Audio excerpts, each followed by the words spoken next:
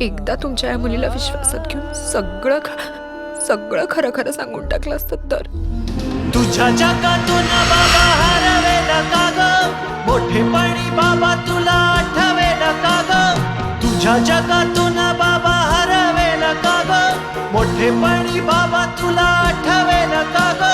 सासुराला जाता जाता उंबरठ्यामध्ये बाबासाठी येईल का पाणी डोळ्यामध्ये. तुम्ही जगातले सगळ्यात चांगले बाबा आहात. ना ना ना ना ना ना ना ना ना ना ना ना ना ना ना